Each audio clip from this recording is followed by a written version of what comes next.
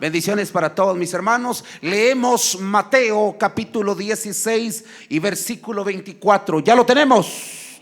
Y dice así la palabra de Dios: entonces Jesús dijo a sus discípulos: si alguno quiere venir en pos de mí, niéguese a sí mismo, tome su cruz y sígame, porque todo el que quiere amar su vida la perderá, y todo el que la pierda, el que pierda su vida por causa de mí, la hallará. Muy bien, hermano amado, quiero que tome su lugar. Y hoy vamos a ver una temática muy bonita e importante, y esto trata sobre el discípulo. ¿El qué?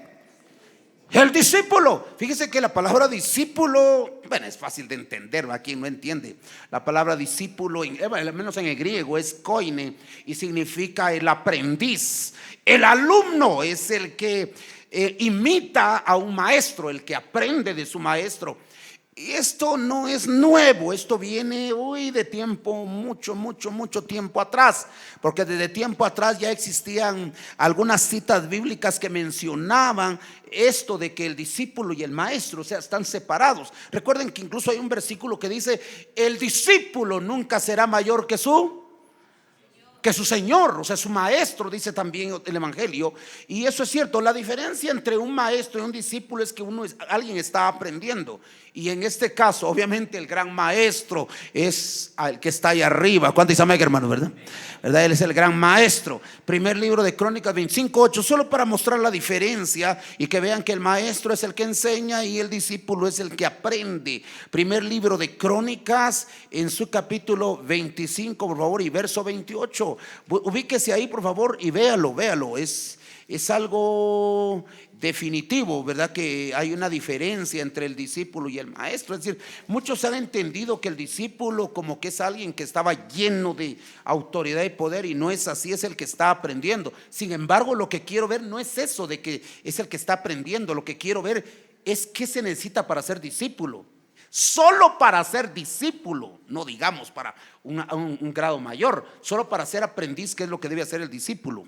En primer libro de Crónicas 25:8 dice: y echaron suertes para servir por turnos, entrando el pequeño con el grande. Lo mismo que dice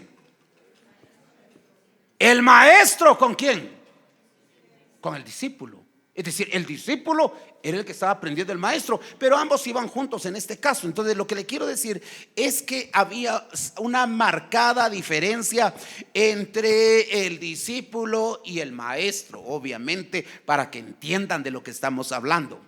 Porque muchos creen y dicen que yo soy discípulo de Cristo, ya sí, pero ¿qué es discípulo en sí? O sea, entiendo que es el aprendiz, ¿verdad? Es el aprendiz, es el que está iniciando a tratar de, y es obvio que es un aprendiz. La Biblia está llena de referencias que muestran la admiración de los discípulos por la forma en que Jesús enseñaba, e incluso preguntaban. Hay preguntas como por ejemplo en Mateo 9:14: ¿por qué los discípulos de Juan ayunan y nosotros no? ¿O por qué aquellos ayunan y nosotros por qué? O sea, no entendían por qué. ¿O qué tal en otro evangelio: ¿cuándo serán el final de todas estas cosas y qué señal habrá de tu venida? ¿Podrías explicarnos esa parte? Ellos preguntaban. ¿Cuándo dice amén? ¿Por qué les predicas por parábolas? En Mateo 13:10, ¿por qué predicas por parábolas, Señor? No mucho atinamos, nosotros tampoco, ¿eh? Si aquellos no entienden, mucho menos nosotros, entonces nosotros tampoco. Queremos aprender por qué les predicas por parábolas, ¿de acuerdo? ¿O qué tal en otra parte de Mateo 17:19? Le llevan un demonio endemoniado a Jesús y él lo libera, porque los discípulos no pudieron. Cuando Jesús lo saca, ellos preguntan: ¿y por qué nosotros? ¿Qué dicen? ¿Por qué no pudimos? O sea, ellos no entendían, o sea, porque estaban ¿qué? Estaban aprendiendo. O sea, no, ellos no entendían. Si usted ve, yo estaba leyendo los evangelios, pero no me dio tiempo obviamente de encontrar todas las preguntas que hicieron, porque hicieron un montón de preguntas, ¿verdad? Un montón de preguntas. En Mateo 18:1: Señor, ¿quién es el mayor de todos nosotros? Dice, unas preguntas tontas. ¿Quién es el mayor? ¿Quién es el más tipazo? Yo, Señor, porque mira, yo pues ya, mírame a mí. El mayor, sí, es el que sirve a sus hermanos. Amén, hermanos. Nunca le digo el mayor, permítame, miren, Pedro es mi favorito, pero también este Santiago también tiene su buen lado. No, Jesús no dijo eso. ¿Quién es el mayor? Ellos no entendían cómo definir ese tipo de situaciones. Cuando Jesús les habló sobre el matrimonio, les dijeron: ¿puedo divorciarme de mi mujer por cualquier motivo? ¿Puedo dejarla por cualquier causa?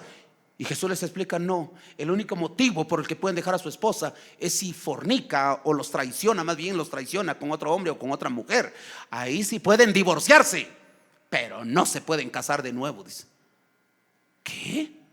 Así es la situación. O sea que tengo que vivir con él, entonces mejor me reconcilio. Sí. Entonces no la puedo dejar por cualquier motivo, solo por traición. Sí. O sea, si es haragana, no. Si se pone muy panzuda, no.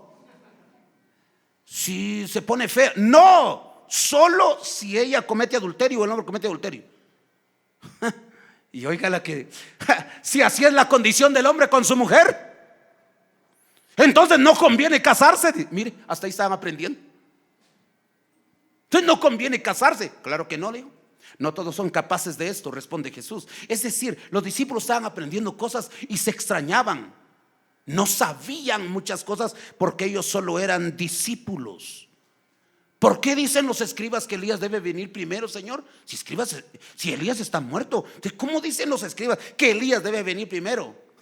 Os digo que Elías ya vino, dijo. Elías ya vino, se refería a Juan Bautista.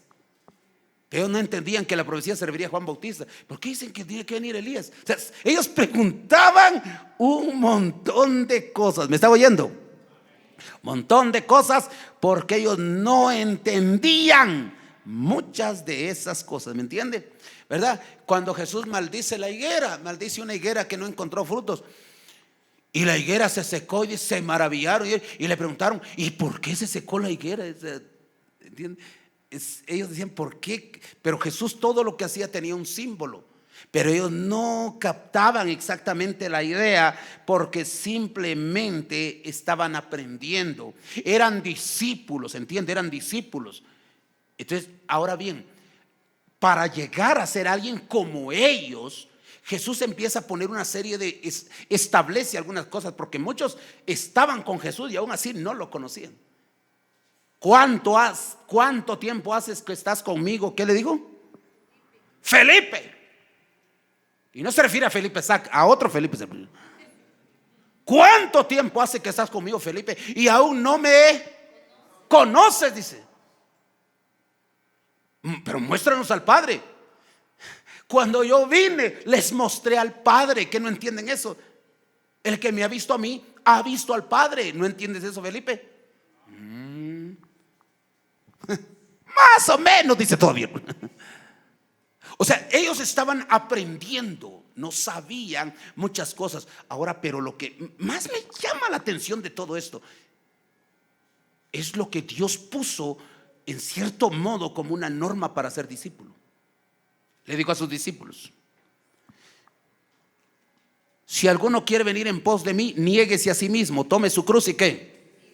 Y sígame. Entonces será digno de mí, o sea, de ser su discípulo, de ser seguidor. O sea que Jesús decía: para que tú estés sentado aquí y seas digno de la enseñanza que te estoy dando, niégate a ti mismo. Es decir, deja de hacer lo que a ti te da la gana y deja que yo haga lo que quiero hacer en ti. Amén. Y toma tu cruz. Eso significa sufrimiento, hermano. Toma tu cruz y sígueme. Entonces serás mi discípulo. Entonces serás digno de esto. Pero no hay otra manera. Niégate a ti mismo. ¿O qué tal lo que les dijo en Mateo 10:25? Vayan conmigo a Mateo en el capítulo 10 y verso 25 para ver las cosas que tienen que pasar los que empiezan con el discipulado. Ahora, si no están de acuerdo con eso, pues obviamente ¿para qué se meten a discípulos? O sea, si no son discípulos, mucho menos van a tener otros puestos mayores como líderes y siervos. Porque vean, Mateo 10:25, ¿está ahí? Bástale al discípulo ser como su maestro, si es que llega al igual que él, y al siervo como su señor.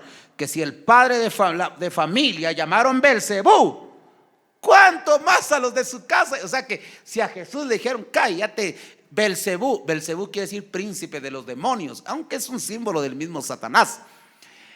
Si a Jesús le dijeron que era un líder de lo inmundo, porque Belcebú quiere decir también el príncipe de las moscas, creo que sí, o Belial, pero ahí está Belcebú y Belial. Entonces, si a Jesús le dijeron Belcebú, ¿cuánto más a ti? O sea que para que tú seas discípulo tienes que aguantar que digan todo lo que digan a ti, que te digan hasta diablo si es posible.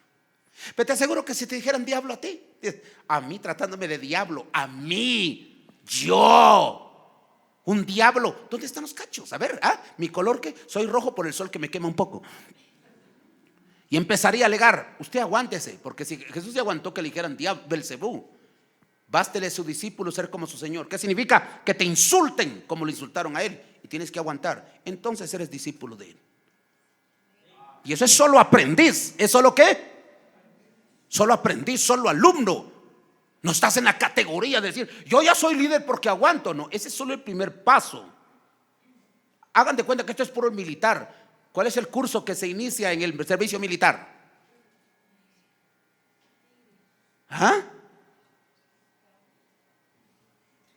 ¿Cuál es el primer curso que sacan los militares? Bueno, yo les entiendo, nadie pasó ahí, todos son guerrilleros. Pero escuchen lo que le voy a decir.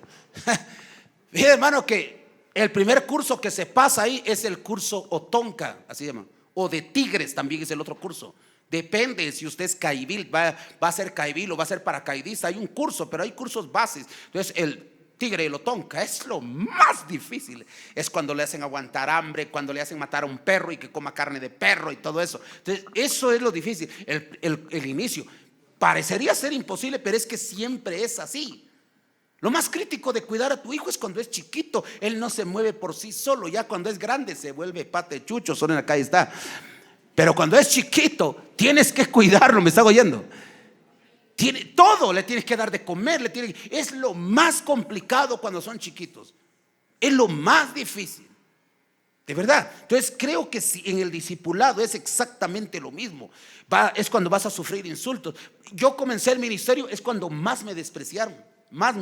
Uy, ya no me desprecian a mí. Cuando llego a un lugar me reciben, me conocen, hasta los pastores ya saben quién va a llegar, saben quién es, porque ya tengo mi poquito de fama. Pero cuando comencé, ay Dios, llegaba a lugares, decía el pastor, vos sos el predicador. Sí, sí, hermano, y vamos a predicar. Qué bueno. Entonces vos vas a predicar, vos, decía. Y yo decía, ¿vos? ¿Cuándo nos besamos? Pero, vos y vos, yo en mis inicios yo sufrí mucho y se los he contado cuánto sufrí, de verdad, porque como que Dios lo prueba a uno al inicio y todo inicio es así,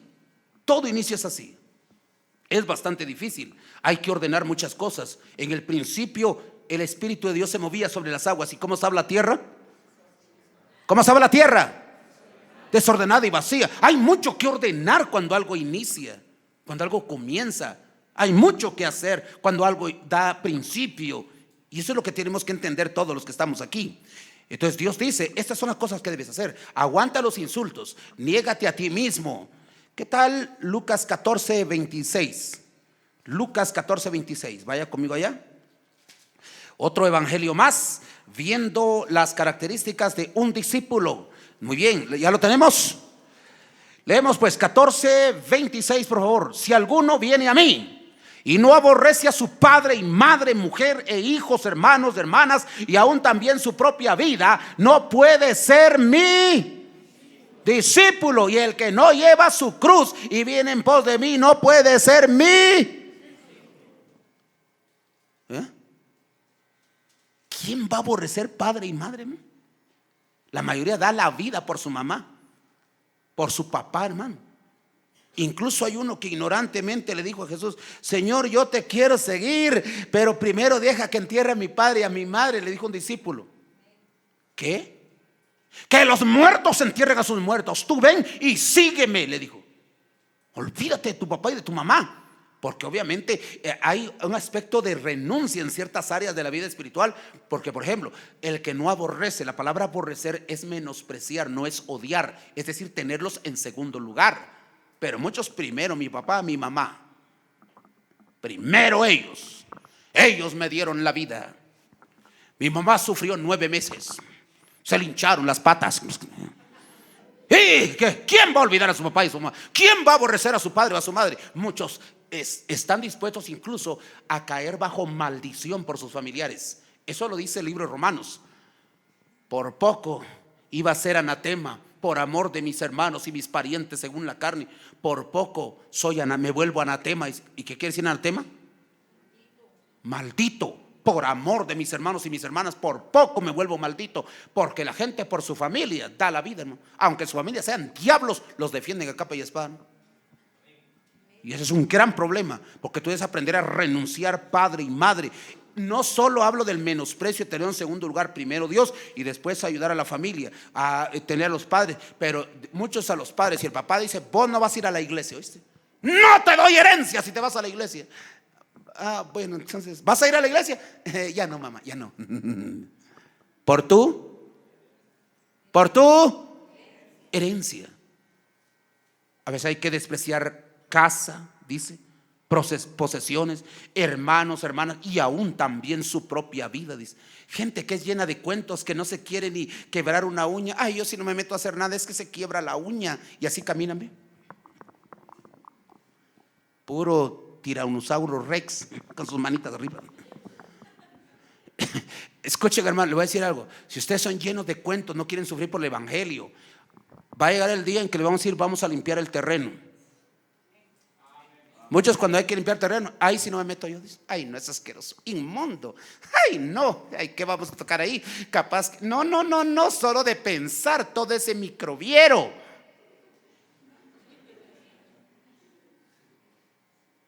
¿Sabes? Aquí hay que hacer cosas que como discípulo tenemos que hacerlo. ¿Cuándo dice amén, hermanos? Si hay que sufrir, hermano. ¿Oyeron qué dijo el hermano? Vamos a ir al ayuno, decía él. Vamos, hombre. Si usted puede hacerlo, trate de ir, hermano. ¿De acuerdo? Ahora si dice, no, hombre, es que no me gusta, es que yo quiero, pero un buen carro. Pero son buenos carros, ¿verdad? ¿O no? Acá son carros que de una vez se ve que ya se va. Yo he visto carros allá en la costa, hermano, que se ve que la palangana ya va amarrada con alambre de amarre, hermano. Y ahí van los hermanos y la carrocería se ve de lado y ahí van los hermanos arriba para la campaña, hermano. Cuando dice amén, hermano. Uno debe estar dispuesto a hacerlo, a sufrir por el evangelio. Hay vigilia, pues hay que sufrir. No hay duda, venga a orar. Es que la vigilia, ¿saber por qué da sueño? Porque es vigilia. ¿Saber por qué da hambre en el ayuno? Porque no comiste. Y tienes que sufrir, es que eso es parte de la vida de un discípulo. Muchos dicen, es que ayune el pastor porque él es el que debe tener poder. Yo no, dice. ¿Y qué no estás batallando contra el diablo? ¿Qué no sabías que esta guerra, dice Zacarías, no se pelea con armas, con espada ni con caballos? No es con espada ni con ejército, es con mi Santo Espíritu que se pelea esta batalla, dice el Señor. Es espiritual. No estén diciendo cosas de que el predicador que ore, los líderes que oren. Yo entiendo que deben orar, pero todo el pueblo debe orar. Todo discípulo, amén, debe buscar la presencia de Dios. Pero todo eso va en relación a una cosa u otra. Pero vean, tienes que aborrecer padre, madre, mujer, hijo, en otra parte de casa, posesiones y aún tu propia vida. Vean lo que dice el versículo 33 del mismo capítulo 14. Así pues, cualquiera de vosotros que no renuncia a todo lo que posee, no puede ser mi discípulo. A todo lo que posee, pues se refiere incluso también ahí a dar. Creo que ahí también hablando de dar, porque la gente en ese tiempo cuando se renunciaba a lo que poseía, renunciaba para regalárselo a los pobres o ayudar en algo en la obra de Dios, como aquellos que vendieron una propiedad y le ofrecieron una ofrenda a Pedro y después estaban dando solo la mitad. ¿Quiénes eran? ¿Eran qué? Ananías y, mire, pues algunos saben, y Zarifa, dice. No es Zarifa, es Zafira. Ananías y Zafira iban a vender el terreno en una cantidad y lo vamos a dar todo, porque eso es lo que se hacía cuando uno renunciaba a una propiedad. Pero muchos de aquí hasta no quieren ni siquiera dar una ofrenda. Es que si doy una ofrenda, ¿cómo va a estar dando ofrenda si yo vi los sobres? Sí, el volcanón de sobres. Cuando y voy a dar el mío, ¿para qué? Ahí está el volcanón de sobres. ¿Entiendes eso? Tienes que renunciar a muchas cosas. No te estoy exigiendo ofrenda. Total, realmente me conocen a mí ustedes como predicador. Saben bien que a mí jamás me ha interesado el dinero de ustedes. Yo no soy aquellos que enfoca mi predicación en deben ofrendar, porque si no están mal con Dios. Si ustedes no ofrendan, no toman privilegio. Así hacen otras iglesias, aunque ustedes no lo creen. Si un hermano deja de llegar a 2 cultos, usted no toma privilegio, hermano, hasta que explique por qué no vino. Así hacen otras iglesias. Aquí hemos sido un poco tolerantes en cuanto a eso y en cuanto a algunas cosas de ello. Un hermano que no toma Santa Cena, que no tome privilegio porque no tomó Santa Cena. Entonces saber cómo está viviendo, eso es tremendo. Pero hay unos que simplemente no vienen cuando hay Santa Cena. ¿Por qué? Es que no sé, me siento un poco mal, no sé, me siento cuando tomo la Santa Cena, entonces mejor no llego. Miren, ahí está el punto. Pero aquí hemos sido tolerantes porque hemos entendido algo que se llama misericordia. Y que esta gracia no se compra con dinero, se compra con amor y con fe, esta salvación, ¿me entienden? Tiene que ver nada lo que usted pueda o no hacer en relación a dar ofrenda o no. No me interesa. Usted quiere complicarse la vida, complíquesela. ¿Me vieron lo que dije? No. Sí, porque si usted ofrenda es bendecido. Si usted viene a orar, usted es bendecido. Si usted va a los cultos, usted es bendecido. Si no viene, se le complica más la cosa porque el diablo hay al lugar. O sea que si usted quiere complicarse la vida, complíquesela. Pero yo no lo puedo obligar a usted. El punto está en que si usted es discípulo, debe estar dispuesto a renunciar incluso a lo que posee. No le estoy pidiendo su terreno. Y a todos, sí, pues, ¿qué dijiste? Ya te di mi casa. Ay, Juan José. No estoy hablando de eso, hermano. Pero sí debe haber una renuncia en el que es discípulo. ¿Cuántos dicen amén, hermanos? Muy bien, sigamos porque ay Dios, esto es largo de explicar. Pero vean lo que dice Juan 8:31. Avancemos un poco. Juan 8:31. ¿Ya lo tiene por ahí? De acuerdo, vea conmigo Juan 8:31 y esto dice así. 8:31. Dijo entonces Jesús a los judíos que habían creído en él. Ya habían creído en él. Si vosotros permaneciereis en mi palabra, entonces seréis verdaderamente mis discípulos, porque entonces conoceréis la verdad y la verdad os hará libres. ¿Está entendiendo eso? O sea, si mi palabra permanece en ti, entonces tú eres mi discípulo. Es decir, si tú logras recibir mi palabra, vivir mi palabra, cumplir lo que se te enseña, entonces sí eres mi discípulo. Si usted oye un mensaje y no le importa cumplirlo, no es un buen discípulo. Hay muchas doctrinas que usted las ha oído, pero le cuesta cumplir. Dígame, ¿qué errores son los que todavía tienen algunos? Que por cierto ya deberían ser maestros, dice la Biblia. A eso lo dice Hebreos, hablando de la falta de madurez, la falta de que usted sigue siendo un discípulo, que todavía está aprendiendo, todavía sigue aprendiendo. Porque dice la Biblia en Hebreos 5, muchos deberían ser ya maestros después de tanto tiempo, pero parece que son niños y todavía necesitan leche, dice. ¿Qué necesitan? Leche, porque no han alcanzado madurez, todavía leche. No tienen discernimiento entre el bien y el mal. ¿Qué es pecado ir a la feria, hermano? Es pecado, dice. Todavía duda que es pecado, dice. Es viejo ya y todavía no sabe eso. Muchos deberían ser ya maestros. Entonces díganme qué errores hay todavía que ya se ha predicado y lo sigue haciendo algunos hermanos. Así rapidito, hombre. Yo le doy la oportunidad que participe usted también. ¿De acuerdo? Por eso he dicho, si me agrada esta iglesia, es por la santidad extrema de este lugar. ¿De acuerdo? ¿De acuerdo? Hay muchos errores que todavía cometemos a pesar de que hemos oído la palabra. Entonces Dios dice, si tú oyes mi palabra y la vives y la cumples, te mereces ser mi discípulo. Significa que esa verdad que te prediqué ya te hizo libre. eres mi discípulo. Ahora, si oyes mi palabra y la desechas, ni siquiera eres mi discípulo. Ahora, si no es discípulo, ya imagínense algo más allá. La palabra debe cumplirse, porque la palabra no es solo para oír, sino para hacer. ¿Cuánto dice amén, hermanos? No sed oidores de la palabra, sino también, ¿qué? Hacedores de ella. Tenemos que vivir. Es que mire, aquí no viene solo usted a sentarse a escuchar. Estas no son sugerencias las que oye aquí. Estas son doctrinas que Dios está demandando y pidiendo de ti que hagas. Es por tu bien. No solo te va a ayudar para el bien aquí en la tierra, sino para lo eterno también. Pero es lo que mucho hermano no entiende. Muchos vienen a buscar aquí otras cosas que no son lo que deberían buscar. Como le dije hace unos días a un hermano reclamándole al pastor: pastor, qué bueno que al fin puso sillas. Qué bueno. Ya le iba a reclamar tanto que ofrendamos y bancas de madera bien. Vaya que compró sillas, pastor, porque esas bancas que habían de madera, incómodas. Uno venía al culto y no podía dormirse. Muy incómodas esas sillas, esas bancas. Así que lo felicitó porque puso sillas. Ahora se podían dormir. ¿Y no quieren butacas ustedes, hermano?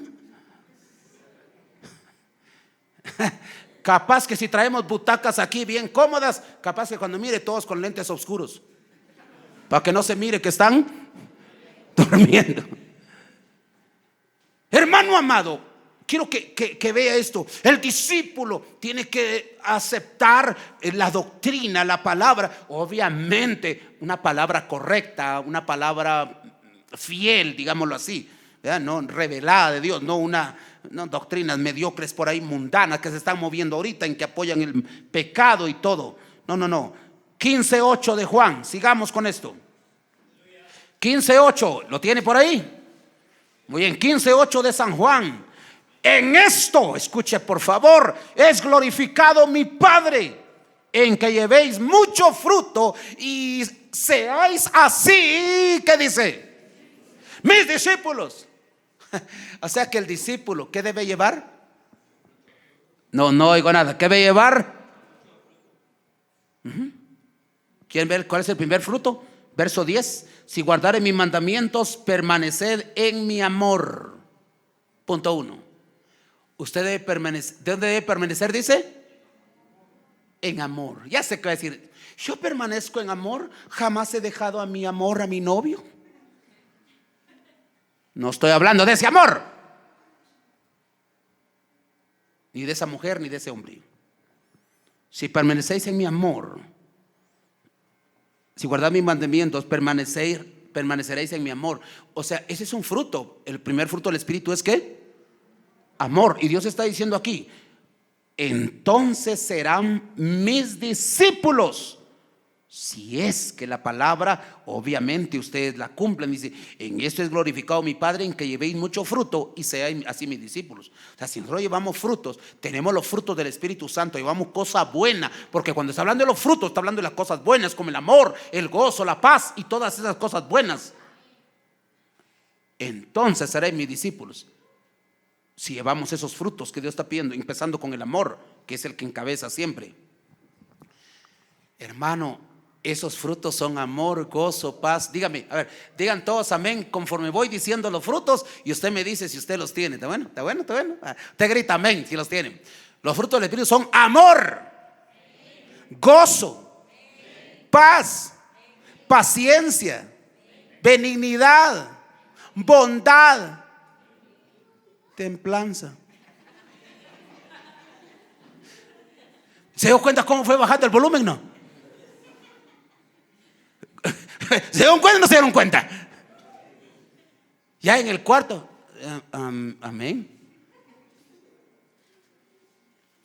Hermano, los frutos. Si tú llevas frutos, entonces seréis mi discípulo. Si es que das fruto. Pero de otra manera no existe otra manera. Y seáis así mis discípulos, llevando esos frutos. Entonces, ser discípulo no es nada más, hermano. No es el que se sienta a aprender. No. Es el que hace lo que tiene que hacer.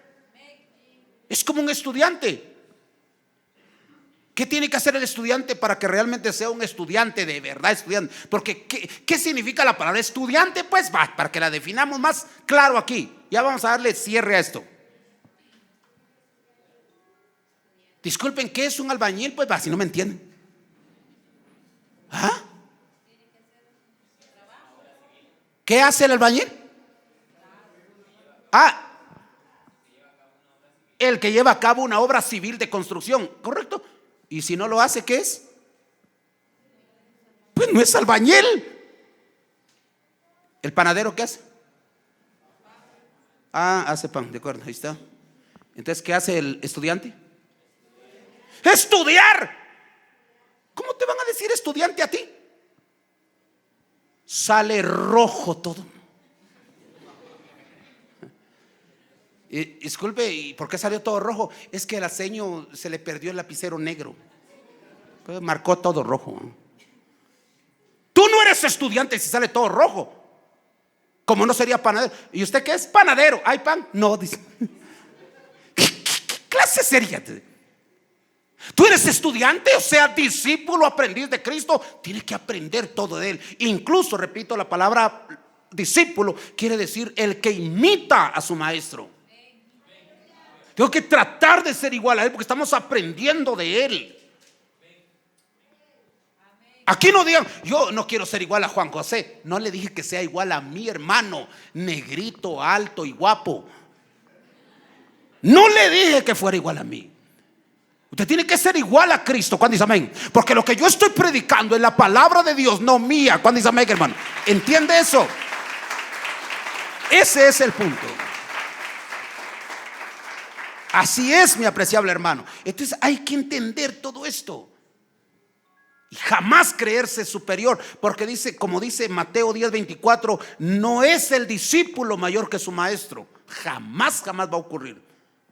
Toda la vida nosotros vamos a ser simplemente servidores de Cristo. Somos discípulos. Yo no sé, hasta aquí yo sé que era tan duro el proceso del discipulado que yo creo que pocos son los que llegaron a ser. Por eso solo ellos se les llamó los 12 apóstoles. Incluso en el cielo hay 12 columnas y en cada una está el nombre de cada uno de los apóstoles, que son 12. Porque ellos comenzaron como discípulos, pero después les llamó apóstoles porque ya habían aprendido. ¿Me están oyendo? Pero solo 12 apóstoles hay en el cielo, solo 12 columnas, y en cada una de esas columnas está el nombre de uno de los apóstoles. Menos de Judas, solo el que tomó el lugar de Judas está ahí. ¿Me está oyendo? No va a decir, o sea que están los 12 apóstoles, el nombre de Judas está bien, entonces me vuelvo algo Judas también. Judas no está ahí, es el que tomó su lugar, el que está en las 12 columnas del cielo. Los 12 nombres de los 12 apóstoles y de las 12 tribus de Israel también están ahí. Pero no hay más apóstoles. Hasta aquí puede que hayan algunos apóstoles por nombramiento, pero no por sucesión. Aquí ya no existe aquello de que este apóstol fue impuesto por Jesucristo. Ellos no vieron a Cristo. Todos los apóstoles miraron a Jesús. Dígalo, ¿qué hicieron los apóstoles? Vieron a Jesús. El último apóstol, dijo el apóstol Pablo. Por eso Pablo dice, yo como apóstol soy como un abortivo. Soy el más chiquito de todos, porque por último me apareció a mí, dice. Él dice por último, dando a entender que ahí se cerró el apostolado. Podría ser que ahí se cerró. Así que todo apóstol que usted ve hoy, creo que solo es de nombre, porque los apóstoles, si los comparamos con los de la Biblia, estos no se parecen nada, hermano. ¿Me está oyendo?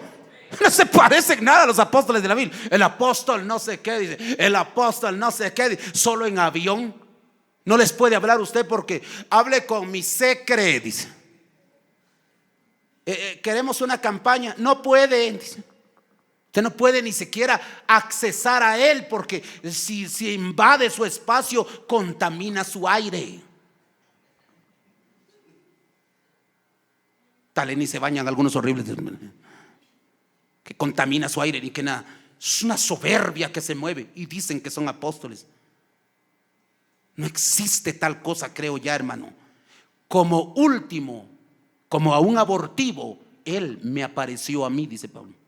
Y puede leer otros textos que hablan del apostolado, donde indica claramente que solo 12 hay y no hay más. Pero bueno, el punto está en que todos optamos a ser discípulos y de ahí podemos crecer a diferentes trabajos, como ser presbíteros quizás, o ser, la Biblia menciona obispos, también menciona los presbíteros, o menciona también a los diáconos, menciona una serie de cargos que ya pueden ser optados por personas que van creciendo espiritualmente, pastores, incluso evangelistas, maestros, quizás porque van superando.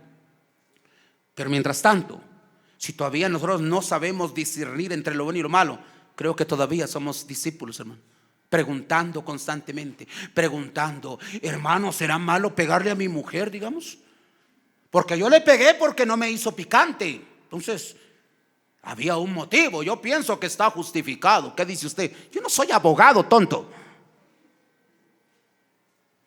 ¿No entiendes que es malo pegar? No importa cuál sea el motivo. ¿O es bueno linchar a un delincuente porque es delincuente?